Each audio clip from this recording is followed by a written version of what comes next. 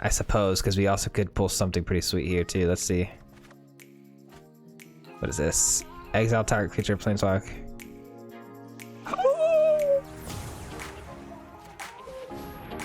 I'm okay with that. I'm okay with that. Stop the endless cycle. Oh, they did not like that. Oh man, I got them with their own card.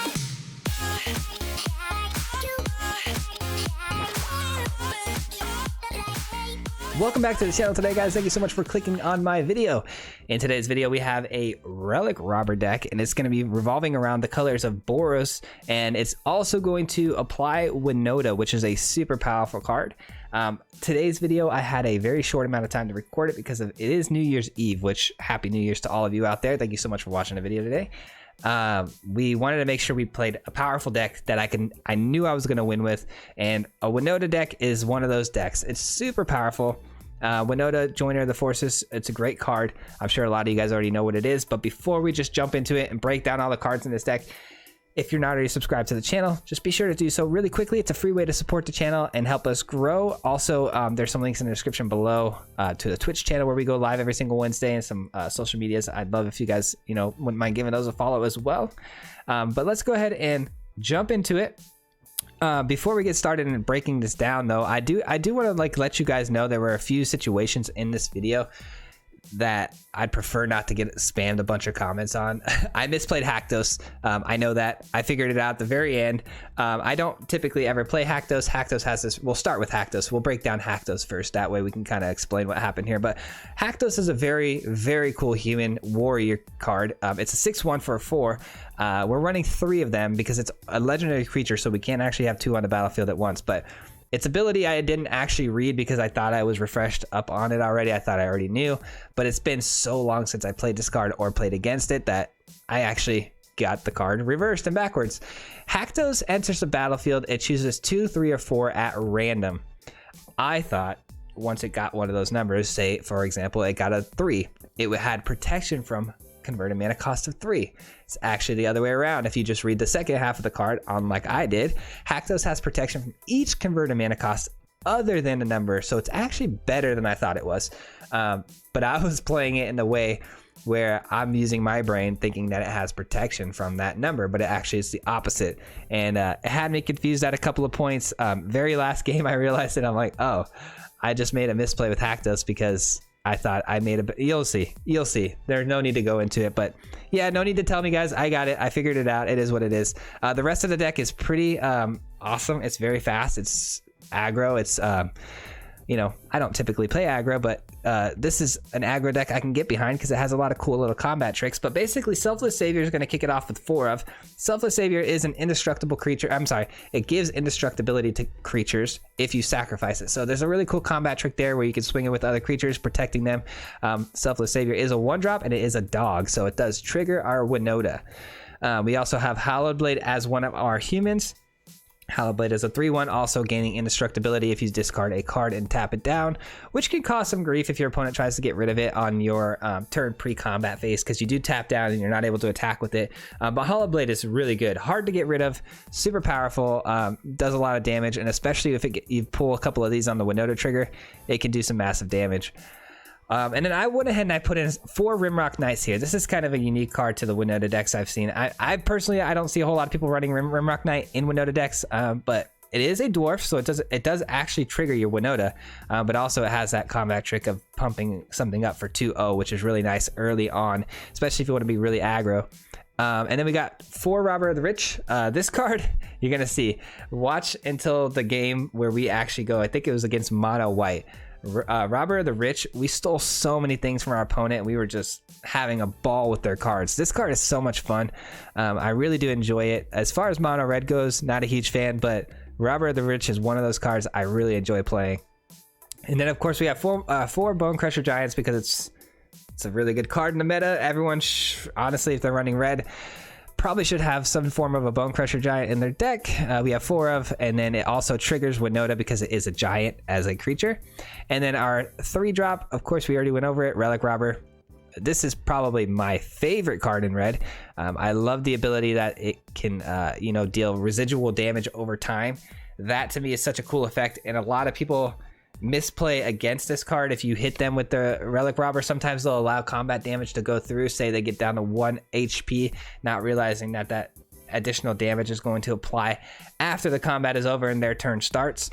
So it can cause a lot of grief for your opponent, and I really like the effect on it. I think it's a really annoying card to get hit with, and so I like playing it.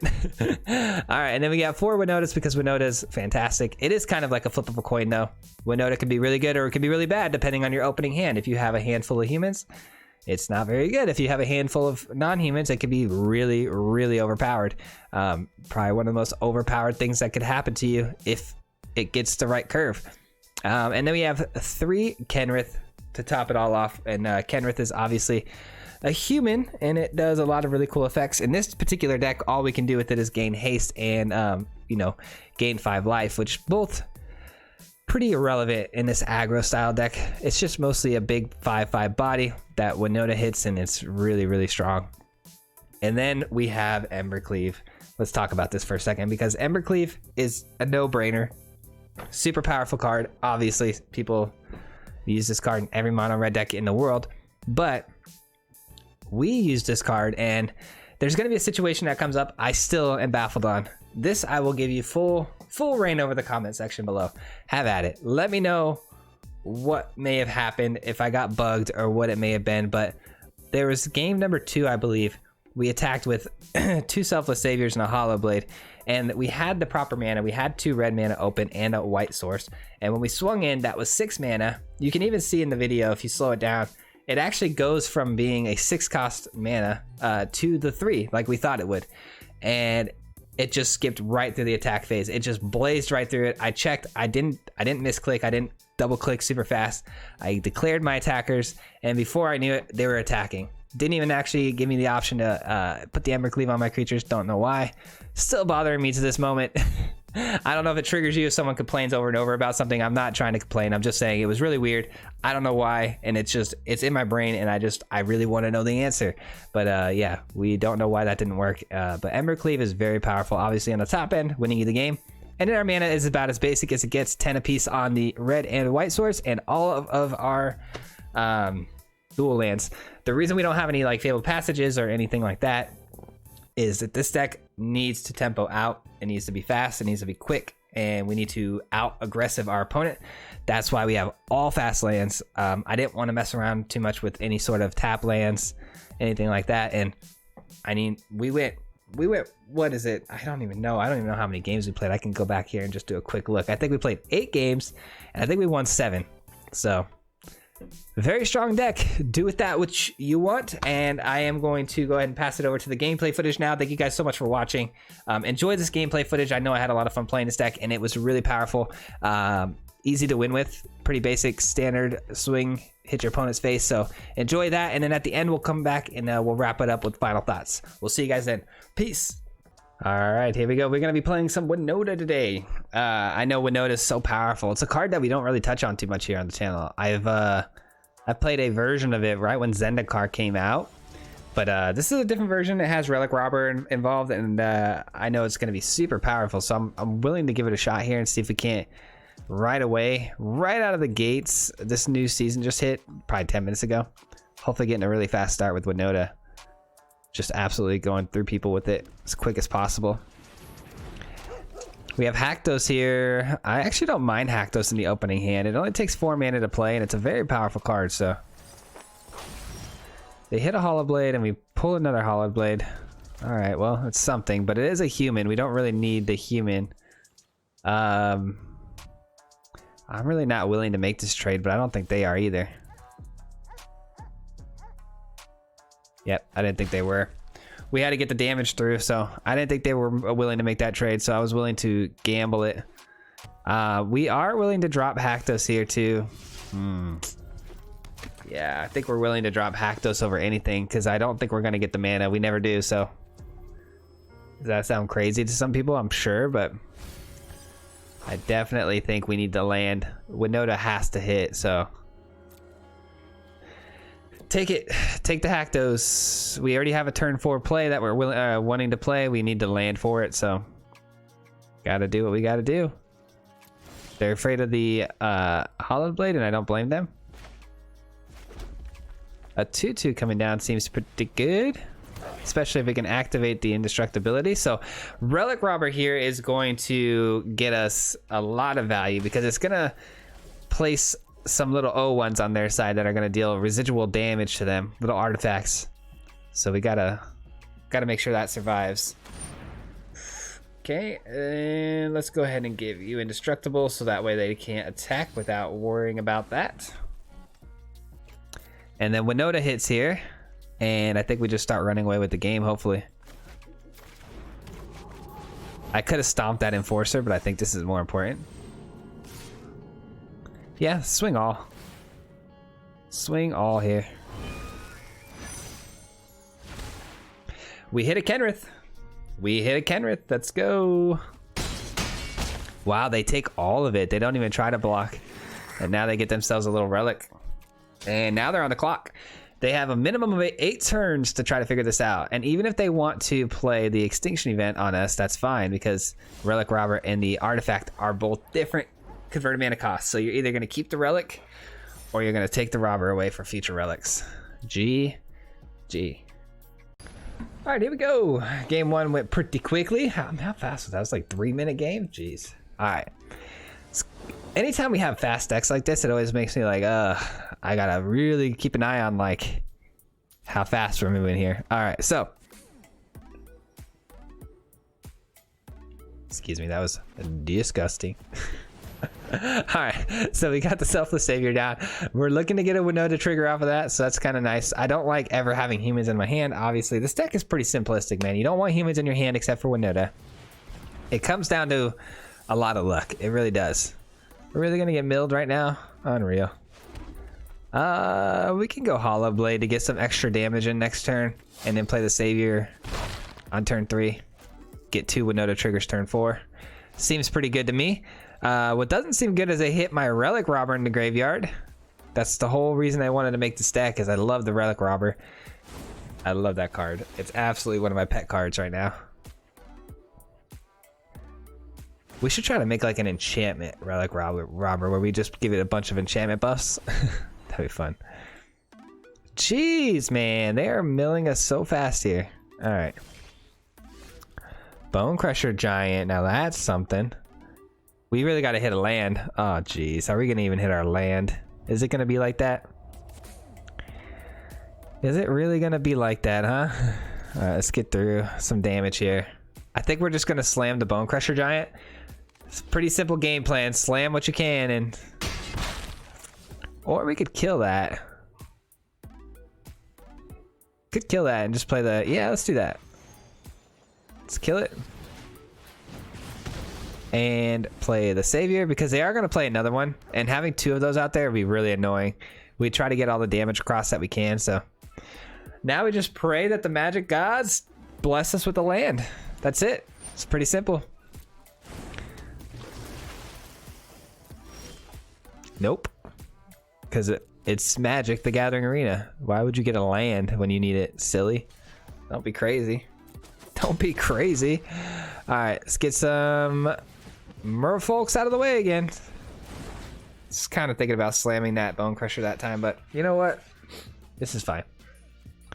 Just looking for a land. Nothing in front of us but open fields and green pastures. Come on. It's a lot of damage we're looking at. Oh, that is a lot of damage we're looking at here. Come on, land. One time for the one time. Unbelievable. 4, 5, 6. We can Embercleave though. Let's go. Okay, we can Embercleave. Did I do the math on that wrong?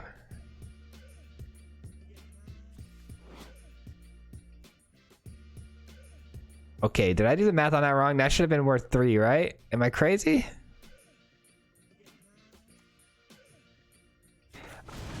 Okay. I think I'm crazy. I must have missed something there. I'm gonna go back and rewatch that. Why did the Embercleave?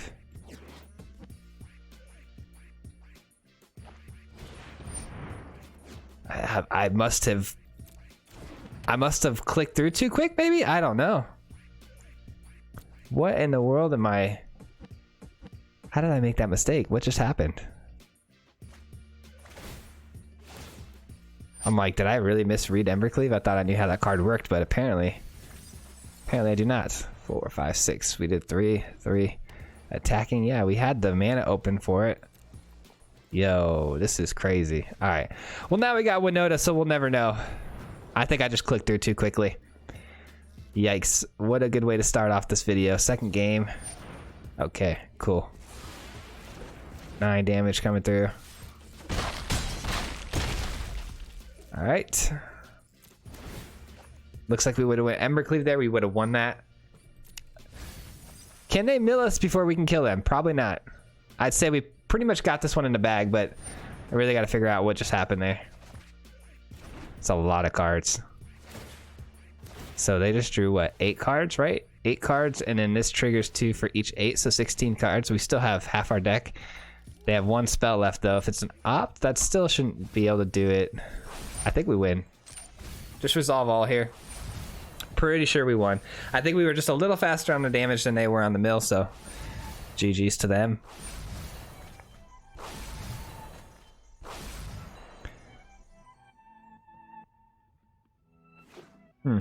I really want to like look into that whole Embercleave situation after this. I'm gonna... Oh no. Okay, that's fine. Yeah, that's fine. We still are okay. And Scoop City. I love how we go through the whole like rigmarole of like, you know, like let's go through my whole play and see how much I can mill him out. Well, we know it's not enough. Come on. GG's. All right, let's go. All right, so I literally just clicked on the video. I rewatched that sequence again, and I'm still baffled. I can't even lie to you guys. I'm still baffled. I went to attack there, and I thought maybe I clicked through too quickly, but I chose my attack, you know, attack steps. I chose attack all, and then it just went through the sequence of actually attacking, and I looked, and we did have enough mana to play the Embercleave, it looked like, so I don't know. I'm missing something here. I really am, and I don't know what it would have been. I don't know if we got bugged or if like I need to like go full control next time. I don't really know. Yeah, maybe next time we go full control or something. I just yeah, I'm not sure. But that doesn't make any sense though, because it's a buff. It should have allowed me to have that option, you know, pre defensive choices to make that decision. I don't know, man. Oh, it's gonna be that's gonna drive me crazy all day. I'm not even gonna lie to you. That's gonna drive me crazy all day. All right, let's go with another Hallowblade, and then maybe pump. Yeah, let's do that. Let's see what they do here. I had a feeling they'd go that route, and that's why we saved our pump here, because this could kill it now.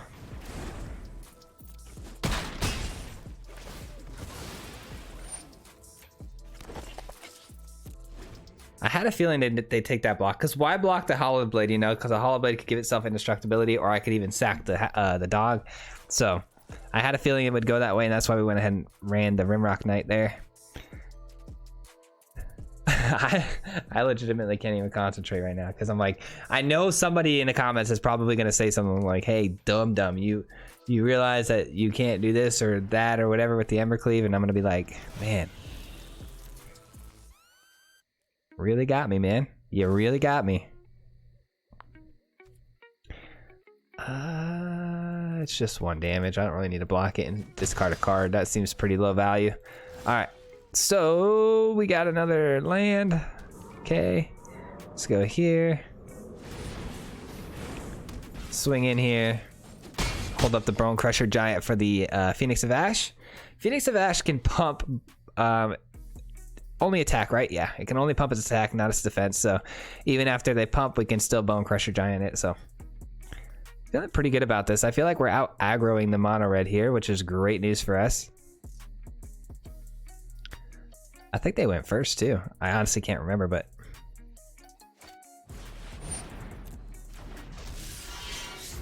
okay. Phoenix of Ash is going to trigger a 1/1. I guess I could have waited to play this for a Rimrock Knight trigger, but yeah, I guess that was a mistake. Should have waited until the defense step. Either way, we're okay though. The only problem is here in our situation that we're currently in is that all of our attackers here are pretty strong, but they all only have 1 toughness. That's not ideal.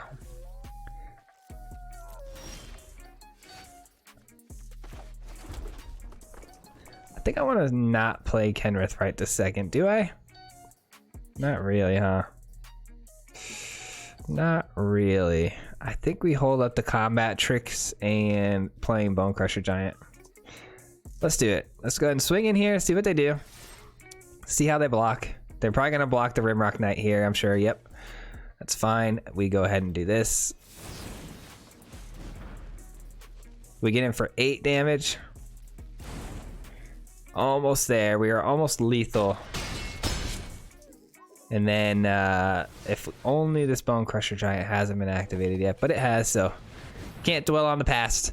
Let's go ahead and get in there for the Bonecrusher, and then hopefully drawing a, what do we want to see out the top? A Bonecrusher Giant, I mean, wins the game, so that's probably our best draw, but there's a lot of things we can get here that could do pretty well for us. Winota can get a trigger, and that's a scoop. I figured as much. Geez, on to the next one. Going pretty quick here today.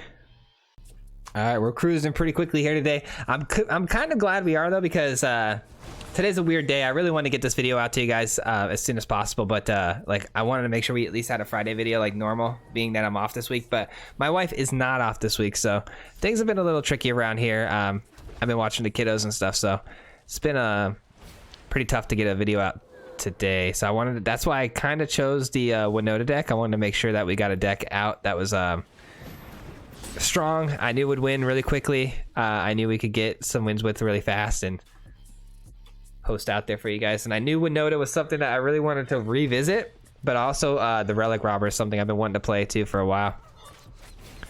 Loving the Relic Robber. All right, this is actually more annoying than it looks like, because we could Bonecrusher Giant one of them, but the problem is they could sack and give protection to it, and then we would actually lose the Bonecrusher Giant itself. So this is actually kind of really annoying. Let's see if they know. Let's see if they figure that out, though.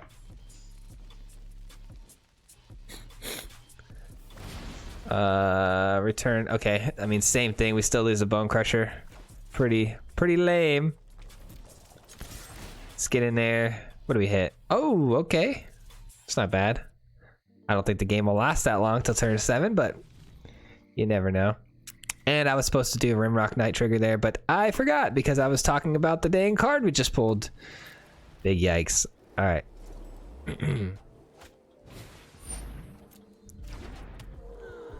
Another Alcide comes down thanks to the Shepherd. Good old Shepherd here. All right. Fair enough. All right, they're going to swing in with one of their Alcides. Cool, cool, cool. Ooh, that makes things a little interesting here, doesn't it? We go here. Then we go here. And then we swing in. We have indestructibility. Oh, that's a sweet pull for us right there. That's some synergy for our deck, too. Let's see if they block. How they block. Okay. Definitely going to give you indestructible. And then I'm going to pump you. There we go. Feels pretty good. That feels pretty good. We got a Knight now, and then we can play the Seasoned Hallowblade from them. Oh, they get the Shepherd back, though. That's no bueno. You know what, though? The Luris is actually pretty well protected. It's got the Savior and the bounties, and it can just keep reoccurring those over and over again. So that's kind of annoying. A lot of life gain there. Yeah, let's go Rimrock here. I don't know. Do we keep trying to steal stuff? But I mean, we're gonna die here, right? The Luris blocks, becomes indestructible, gets it back again. But we do get a Hallowblade out of it. Is that a good trade-off? I suppose, because we also could pull something pretty sweet here too. Let's see. What is this? Exile target creature, planeswalk. Oh! I'm okay with that. I'm okay with that. stop the endless cycle. Oh, they did not like that. Oh man, I got them with their own card. If only they could have held up mana for their Alsaid's Life Bounty, but they thought to themselves the Savior would be enough. So basically they were trying to keep the Savior alive so they could make this indestructible so I couldn't kill it. And then they were just going to keep bringing the Selfless Savior back over and over again. So this ends that loop. I know we got to go up against a 4/4 flyer here, but at least that ends the loop. And then eventually we could actually put out our own 4/4 flyer. So GG's, they did not like that one. Who knew that we would actually be winning with Winota this much without actually playing Winota? That was actually a pretty cool play we did last game. It definitely required a lot of luck there, obviously, to pull off the top like that. But I only swung in, you know, knowing we were going to lose our, you know, our Robbers of the Rich. I did that because I wanted to see what we could pull off the top. I knew that there was a lot of things that we potentially could have pulled and played, being that they were a white deck. I didn't know we were getting an exile effect. That's pretty sweet. All right, so we got our Relic Robbers, my favorite card. Let's get those in there as quick as possible. Smash their face. Hopefully we pull a land here. That'd be nice. We can get a trigger.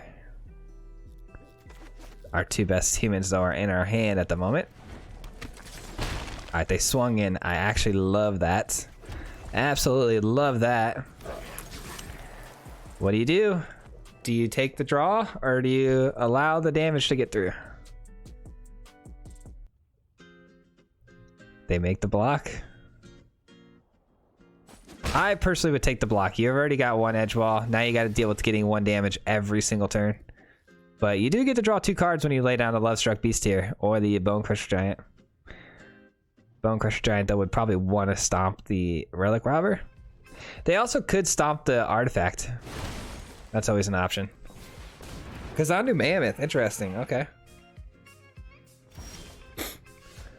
All right, let's go ahead and drop a second. Ooh, we could get lucky here. Haktos could get lucky here and hit a 3, but is that worth it? Do we gamble that, or do we just go in for the Winota here? That has haste, so yeah, let's go Winota. I think this is what we're gonna do. We're gonna go Winota and pass the turn, and then what we're gonna do next turn is this has haste, so we can get 2 triggers next turn. And then we'll lay down a Selfless Savior to protect our Winota. That's pretty solid. But that obviously all relies on the fact that the board state stays the same here. Okay, it does. They pulled a Henge, which is really problematic for us. But could be worse, believe it or not. All right, no blocks. We were trying to DPS them to death. We're trying to get them dead fast. So we need all of our attackers. All right, play the Relic Robber. Make sure we have one plains open here. Okay. Selfless Savior to protect our things. And let the fun begin. Robber of the Rich and a Kenrith. I don't mind that at all, baby. Alright, they go for the Kenrith.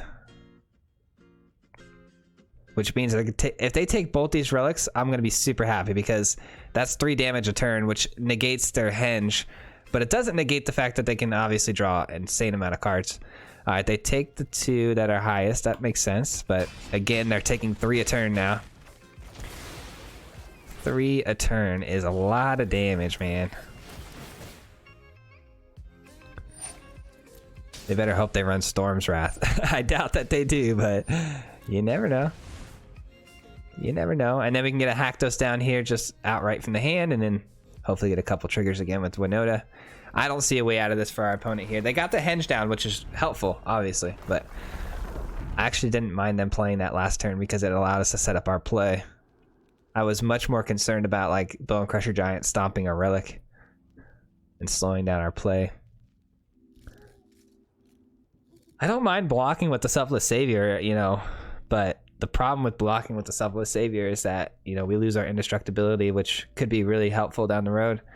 But I'm happy to block, sack, and then protect Winota here. I think that's pretty good. And then we know that way we know Winota can make it through the next turn and get us a couple more triggers.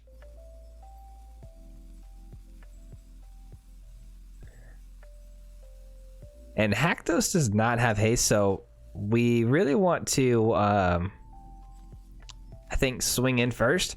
hoping to hit a Haktos, our last Haktos of our deck. And then after that, then we can decide if we want to play Haktos or not as our 4-drop. That has haste, so that's not good. But I still think we can do this. We can block the 5/5, so. Okay, they do allow us to go to the next turn. Alright, here we go. This is how you do it. You just send all. You don't even like look, you just go for it. It's indestructible, so yes sir. We didn't hit our Haktos, which kind of bums me out, but I still think this is plenty of damage to get through here. They're taking 3 from the relics, and then if they don't block them, that's 5. Yeah, so I don't see a way out of this. We're way too wide for them to deal with, so GG's, on our way to Platinum Tier 3 already. Let's go. Man, Winota does some really busted things. It's crazy. That card is so wild. Obviously, the only thing that the downside to it is that the gambling effect of it is, which is like, you know, you need the right cards to line up in order for it to actually do something. The combo pieces need to be there, but man, when they're there, it is just crazy. I go first again with the Relic Robber into a Winota, and I have the mana, so how can I say no? How can I say no to this?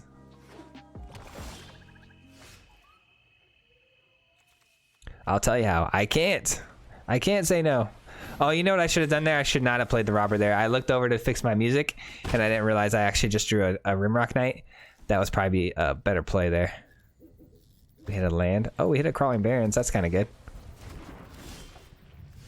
All right, let's hope the Relic Robber stays alive here. Let's hope. You can't stop this with an Ugin, and I know this could be a mono black deck that relies on Ugin now that we saw the Crawling Barrens. All right, let's get a trigger. Let's see what happens. Oh, you just did that to me. You just did that to me.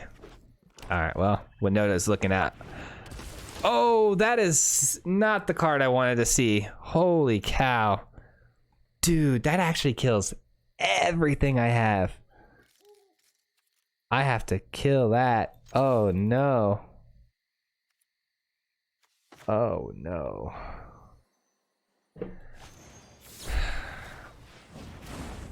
That is terrible.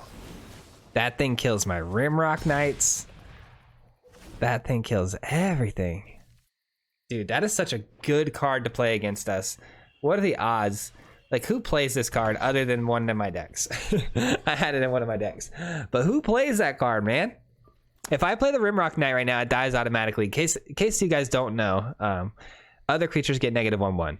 So anything with a 1 toughness, which is half my deck, dies immediately. Absolutely bonkers, man. All right, well, let's see if we can pull something cool like a Heartless Act off the top of their deck. That's fine. We still keep the robber, which is the important part. We get it. Yes! Heartless Act off the top, baby! Let's freaking go, dude. That's why it's important, guys. If you guys don't already agree with this or know this, it helps a lot playing a bunch of different decks. It really does. Like, if you play multiple different decks all the time and you're constantly training your brain to play other things instead of just sticking to the same old deck every single day, you learn things like that. You're like, okay, mono black, you start piecing things together. Like, okay, they play Heartless Act, they play removal spells. And so I know attacking, I got a lot more knowledge than I would if I didn't play all these different decks. And so just information, man. Information helps. We're still probably going to lose this game, but you never know. They have a lot of answers to a lot of things. This has got protection from 3, so I mean, does that help? I don't think so. Oh, let's see if we can get this down and resolved before they kill it. Let's go. GG's. GG's. We just got indestructibility. Oh, they got the maze. Ah, I didn't even think about that. They're just gonna take it out of combat. Actually, I have protection from that, don't I? Or no? Do I? No. I have protection from 3 converted mana costs. I don't know. They didn't they didn't do it and they just conceded. Hold on. Remove target attacking or blocking from combat. Yeah, I mean, they could have done that. I didn't have protection from that, did I? All right, well, I guess they just quit. I don't know. We won. We'll take it. They could have taken Haktos out of combat, I believe, and then after that, I would have had to, you know, go a little more wide. Hopefully, hitting a trigger with Winota and the dog. So we had ways to win, but we also had a lot of ways we could have lost that game. We are in the next level of platinum here already, which is great. We were kind of stuck in platinum a long time last month. Really? I'm keeping it for the memes. I'm keeping it. You want to know why? Because if we have all 3 Winotas here, or 3 out of 4, that means 90% of my deck should be things that trigger Winota, right? You would think. You would think, except for lands, of course, which could be very possible that we just keep drawing those. Oh, wrong card. Misclicked there.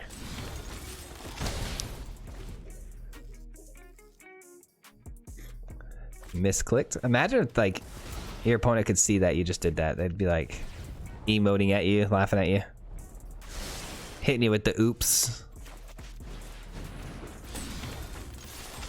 I should have played the land there. Oh, we still would have been, yeah. Still wouldn't have been able to get the card, unfortunately. Little misplay there, though. You definitely want to try to keep your hand as low as possible with the Robber of the Rich out on the field, but we still would have been even on the hand size, so. Okay. We can spare a Winota or 2. Oh, you're gonna just go for the kill. Interesting. Rimrock Knight down. Hopefully they don't kill this. Hopefully they don't see it as too much of a threat. I mean, it does kill their Liliana, so they probably will want to get rid of it. Okay. Oh man, if we discard the Winota though, they're gonna know that that's our game plan, and then they're gonna probably try to headhunt the Rimrock Knight, but we can't throw away the Embercleave, I don't think. Okay, Rankle, are they gonna make us sacrifice a creature? I hope not. I would hope that they want to keep the Rankle. Really? Oh, you savage. You monster. Oh, because you have... Oh, okay. Okay, I see what you're doing here. Still can't -3. That's good. How many cards in the bin? Only 5. So they can only play these 2 cards and make us discard a card. I guess it doesn't do us any good in our hand, right? We're doing things my way. Luris, unbelievable. They get back their Robber and the Crocs. Oh, you mad lad. All right. All right. That's dead. No more discard from you. Except that you can do it again with Croxa. We're going to play the land because even when they play the Croxa here, which is what they're planning on doing, I'd still take 3 because of the fact that it was a land. So we just got to try to outpace them here. Hopefully we top deck some cards that help. I mean, Relic Robber would be really sweet. Oh, they're going for the full cast from the Escape? Okay. I was bored anyway. I thought maybe they would spam the Luris over and over with the 2-drop. That's a trigger. But it also... Unfortunately, I think we just lose here. Yeah, I think we just lose here. That was a really aggressive... opponent had a really aggressive discard situation, huh? Wow, it feels like they really went heavy on the discard, but really I'm looking at their deck here and it's pretty standard.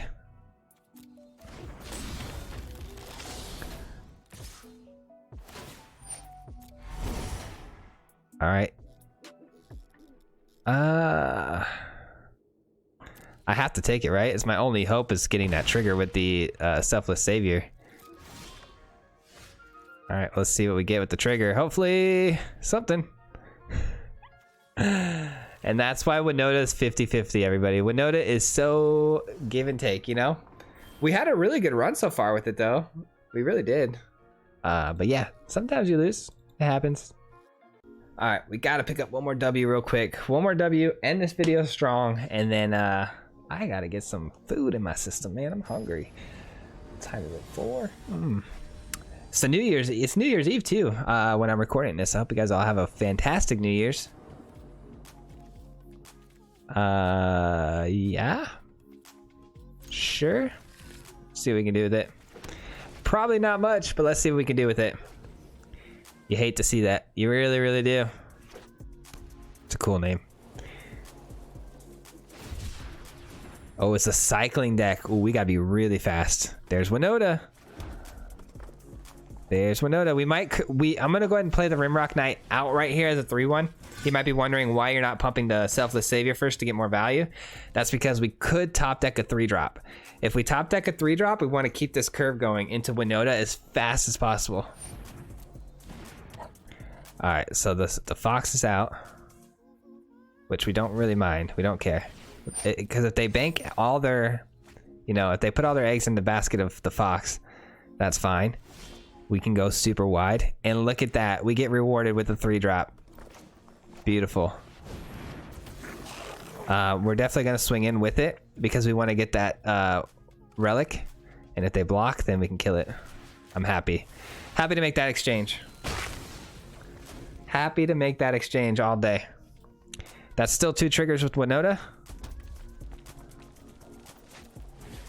And another Fox. Okay, again, not too afraid of the Fox right now. It's definitely going to be able to kill something here. Probably the Relic Robber, I'm sure, but at least we get our 2 triggers with Winota. We get to go super wide. Hopefully. Hopefully hitting something. Don't whiff Winota. That would be embarrassing. Don't embarrass me, Winota. All right. Haktos. Hallowblade. Looking pretty good. All right, we got protection from converted mana cost of 4. That does us no good. I guess Zenith Flare's a 4, so they can't Zenith Flare it, so that's kind of good. All right, and then next turn, we swing in for potentially lethal. They're gonna have to block the Haktos. They have to. 4, 5, 6, and then it's still lethal, so they better play something else to block with. We have Embercleave, and we also have Robber the Rich, so I think that's pretty easy GG's here. We curved out beautifully in this game. This is what we call a perfect curve out, man. All right, so they got blockers. And I could just play the Robber and win that way, but you know what? I really want to test this Embercleave theory. Should I go full control here, so in case I don't, in case it really does happen again? Let's go. I could get a better Haktos. This one's indestructible too. Okay, it's 2. Perfect. All right, we can play Embercleave. Look at that. I'm doing it before combat because I don't want to get screwed over like last time. And they block. Perfect.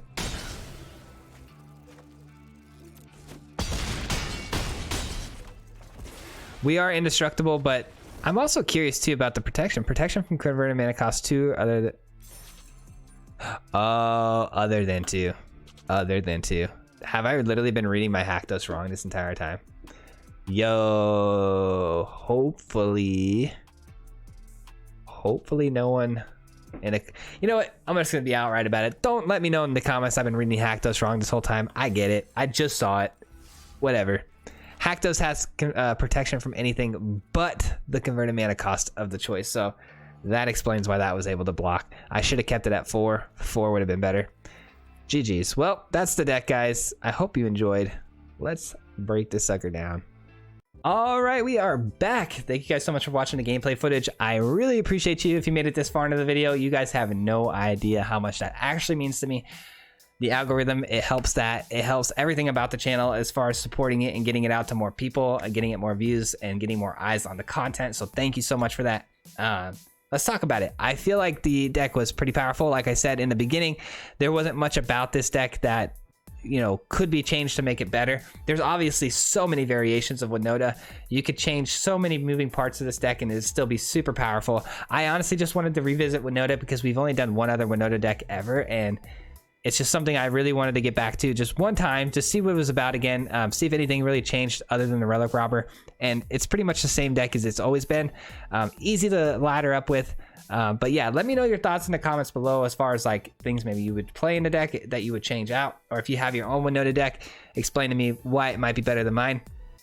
I'm all ears on that kind of stuff. But yeah, let me know what happened with the Embercleave too. If you guys know, if it was a bug, it was a bug. I get it. It happens. But yeah, I think that's pretty much it. I think we have a really good amount of humans versus non-humans in this deck. I think it's about as balanced as it can get. We didn't typically whiff on the Winota, you know, nearly as much as I thought we might have. So yeah, I really enjoyed it. I hope you guys had fun.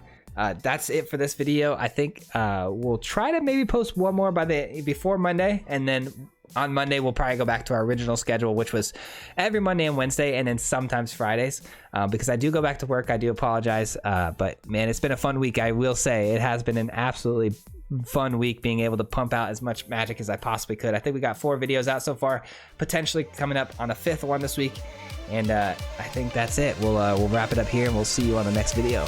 Until next time, peace.